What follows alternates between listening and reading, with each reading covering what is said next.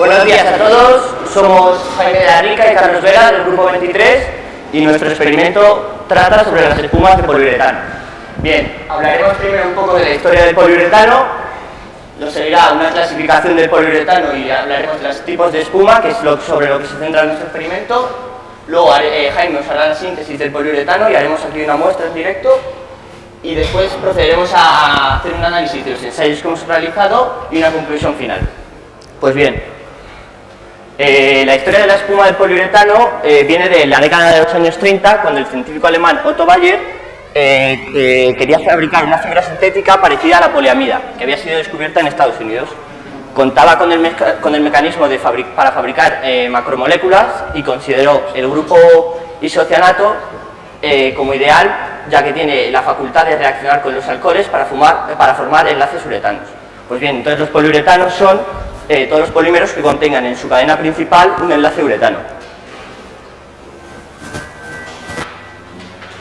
Clasificación del poliuretano. Los poliuretanos se clasifican en termoestables y termoplásticos, que se diferencian por su estructura química y por su comportamiento frente a la temperatura. Como nuestro experimento es sobre las espumas de poliuretano, nos vamos a centrar en los poliuretanos termoestables, que es donde se encuentran las espumas. Los poliuretanos termoestables tienen numerosos enlaces entrecruzados y que permiten que tenga flexibilidad la espuma flexible y que puedan, y a diferencia de los poliuretanos termoplásticos, cuando están frente a la temperatura no se derriten, sino que se funden, sino que se degradan directamente. Vale. Dentro de las espumas hay dos tipos de espuma. Espumas flexibles, que poseen celdas abiertas, esto es decir, que cuando se forma la espuma, el gas, en el interior sus celdas pueden ser cerradas o abiertas. Bueno, más bien son cerradas, pero el grado de cerrado es más o menos del 20%, por eso consideramos que las espumas flexibles son abiertas. Son reversibles a la deformación y permeables al agua.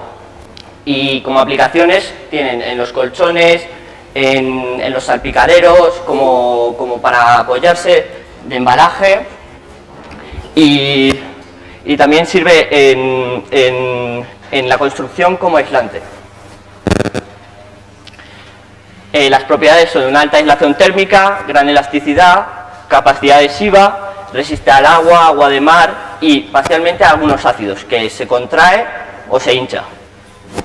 Lo que no es resistente es a los ácidos concentrados y también se degrada con la radiación solar.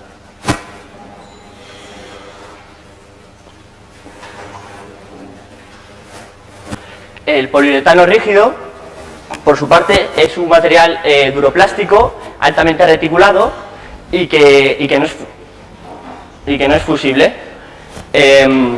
Normalmente el poliuretano rígido está más destinado industrialmente a aislamiento térmico, puesto que sus celdas tienen 90% son cerradas, con lo que le confiere mayor capacidad aislante que el poliuretano flexible. Y sus propiedades pues, son la elevada aislación térmica, gran dureza para la superficie molecular, que ahora lo veréis, lo ha pasado Jaime, que pesan muy poquito, pero son bastante duras y que también se degradan con la radiación solar. Y ahora Jaime nos va a hablar sobre la síntesis, mientras que yo preparo las muestras. Vamos a proceder a sintetizar dos tipos de espuma, una flexible y otra rígida. Los principales componentes que necesitamos son el isocianato, que es este líquido viscoso, que son los dos compuestos orgánicos, y el poliol, que se caracteriza por tener grupos alcohol en su composición, con oxígeno e hidrógeno. Los vamos a mezclar, habrá que removerlos bien, los mezclamos, haremos un moldeo por colada y lo removemos para que la mezcla sea homogénea. Echamos la misma cantidad de solvente de cada parte y luego aparte de poliol e isocianato también tienen otros aditivos, ya que lo hemos comprado en una tienda y ya están preparados, según los aditivos que tengan, tendrá diferentes durezas, diferentes color, tiene catalizadores y más. Luego, también una mezcla mayor de isocianato nos da lugar a espumas más rígidas y una mezcla mayor en poliol a espumas más blandas. Entonces, una vez mezclado, se va a dividir, va a haber unas etapas. Primero será la etapa que esté en tiempo de crema, donde se empiezan a formar los monómeros y los polímeros. Después se va a ir expandiendo poco a poco y será el tiempo de hilo donde empieza a coger forma, se estructuran las cadenas. Entonces esto provoca una exotermia muy grande.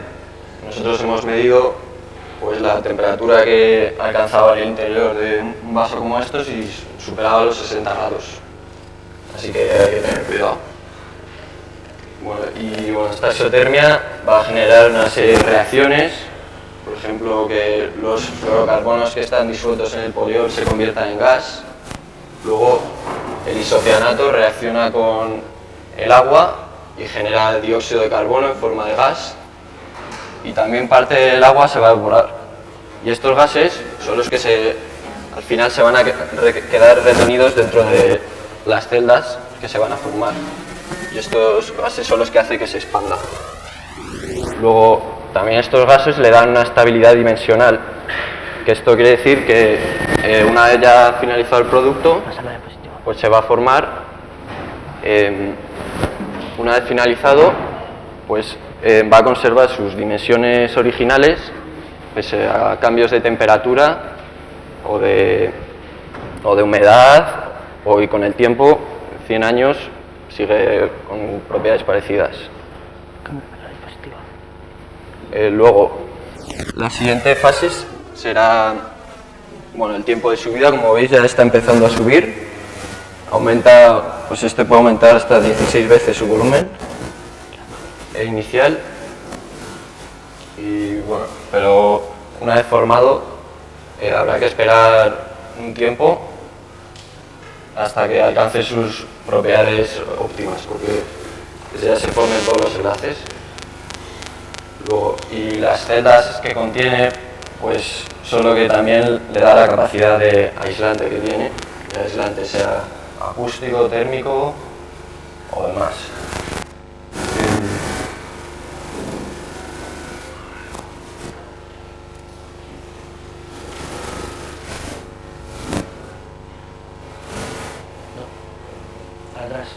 Atrás.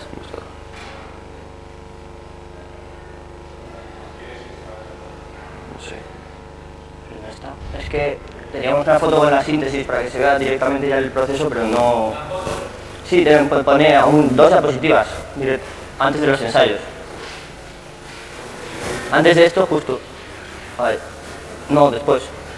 No, bueno, pues se ha comido, eran las fotos en las que se veía, pues como aquí al principio, que estaba con un volumen muy pequeñito y luego se nos salió del vaso directamente, porque al principio no calculamos las cantidades y pusimos como, pues por ejemplo, por aquí como es 1 a 1, lo pusimos por aquí de cada cantidad y se nos salió muchísimo el vaso. Entonces era para que veáis un poco la capacidad de aumentar de volumen. Bueno, y luego teníamos una tabla también que decía, a los 5 minutos también se me olvidó decir que se va a formar una capa de piel alrededor de toda la superficie y va a hacer que deje de ser adhesivo. Y ahora Carlos os va a explicar el ensayo térmico. Bueno, una de las propiedades más características y que más interesantes nos han parecido ha sido la capacidad de aislar térmicamente del poliuretano. Por eso hemos hecho este ensayo térmico, para ver si eran ciertas estas propiedades. Para el ensayo hemos necesitado un termómetro, los 2 tipos de espuma, y como veis en la gráfica, las 2 espumas son muy parecidas, las curvas, y al darnos muy parecidas cogimos otro material para que hubiese un poco de comparación también. Entonces cogimos una caja de cartón plastificada y esto sería la curva sin ningún tipo de aislamiento. Entonces lo que hicimos fue calentar agua, poner el termómetro en el agua hasta que alcanzara los 60 grados, que era la temperatura máxima del termómetro, y rápidamente fabricamos un recubrimiento de poliuretano y otro con la caja de cartón plastificada y rápidamente lo metíamos en el congelador a menos 17 grados. ¿Qué queríamos hacer con eso? Pues cada vez que pasaba un minuto lo que hacíamos era medir la bajada de temperatura que marcaba el termómetro. Y de esta manera hicimos unas gráficas con las curvas de comportamiento de cuando estaba aislado con poliuretano rígido, flexible, con la caja de cartón y sin aislar. Como podemos comprobar, con los poliuretanos tienen mucha mejor capacidad de aislamiento, ya que hasta los 36 minutos en el caso del poliuretano flexible y 35 en el rígido, no llegó a marcar menos 10 grados, que es la temperatura mínima de nuestro termómetro. En cambio, con la caja de cartón, nos llegó a menos 10 grados en torno a entre los 15 y 20 minutos. También queríamos analizar cómo eran las bajadas de temperatura por intervalos. Por eso, en los primeros 5 minutos, vemos, por ejemplo, que sin aislar, antes de los 5 minutos ya llegaba a los menos 10 grados centígrados. En cambio, con la caja de cartón, en los 5 minutos, comprobamos, estaba entre los 10-15 grados centígrados y llegaba a los menos 10 a los 15-20 minutos. ¿Qué pasaba con el poliuretano? Pues que se comportaba mucho mejor y hicimos varios ensayos, varios métodos para que no fuese error, pero tardaba mucho más y por eso creemos que los resultados son medianamente buenos, aunque también creemos que a la hora de aislar el poliuretano seguramente tuvimos algún fallo y habría alguna fuga, pero bueno, creemos que los resultados en comparación son buenos. Y ahora Jaime os va a hablar de un ensayo cualitativo que hicimos para las propiedades de embalaje. Bueno, toma.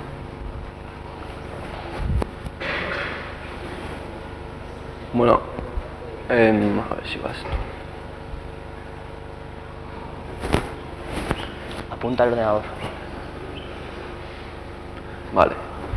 Pues otra de las propiedades y de las aplicaciones más importantes del poliuretano flexible, sobre todo, es en cuanto a la amortiguación de los golpes, ya sea pues en el embalaje de piezas, cuando tienes que transportar piezas, pues siempre se reciben muchos golpes, o también en el acolchamiento.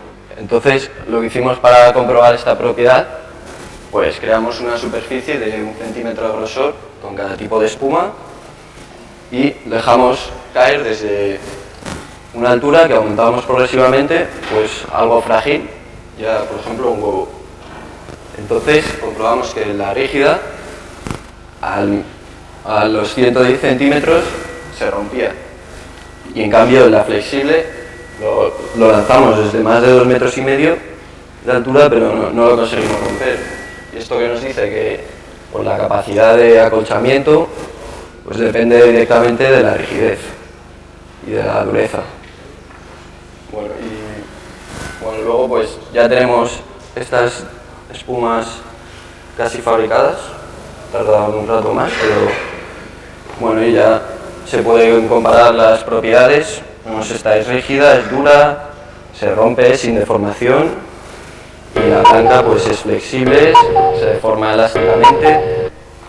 La diferencia principal es que la flexible es de celda abierta. Eso quiere decir que las celdas que se han formado están comunicadas unas con otras, o sea que fluye el aire, y en cambio la rígida es de celda cerrada.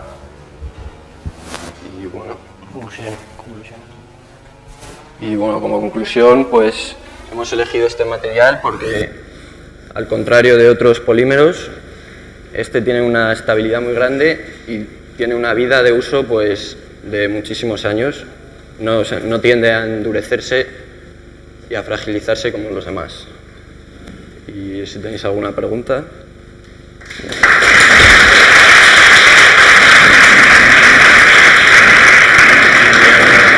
Yo me he puesto en blanco, al principio, me he puesto un poco en blanco al principio. Por favor, que no haya preguntas,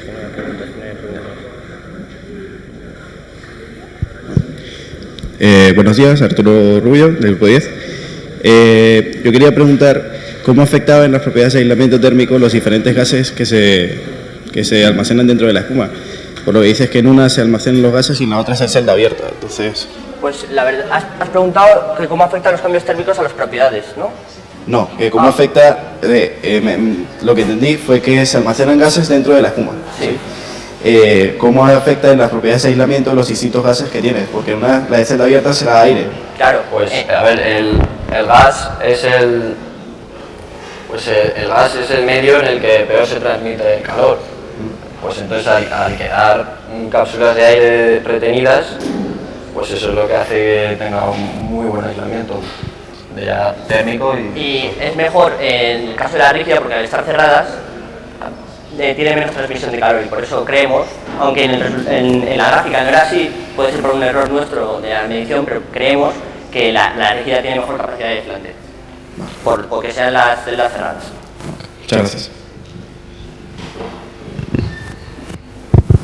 Buenas, soy María del grupo 19 y mi pregunta era, habéis comentado que es un buen aislante térmico y que podría degradarse con radiación solar, ¿no?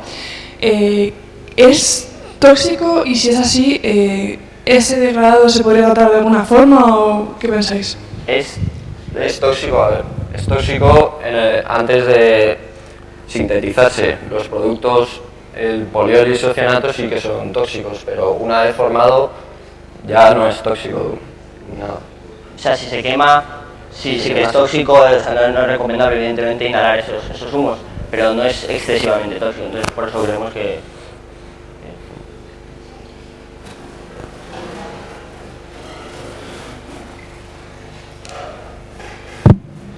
Hola, soy Miguel Losa del grupo 7 y mi pregunta es que si habéis visto si variaban alguna de las propiedades de las dos espumas de poliuretano a lo largo del tiempo, ¿o no? Sí, de hecho hay un momento en el que alcanza ya unas propiedades permanentes como su máxima resistencia y suele ser pues en la blanca en torno a los 20 minutos, que es la flexible, y en la rígida pues tarda como 45 minutos hasta que ya está rígida del todo, pero son muy estables y por eso mantienen sus propiedades a lo largo de mucho tiempo. Gracias.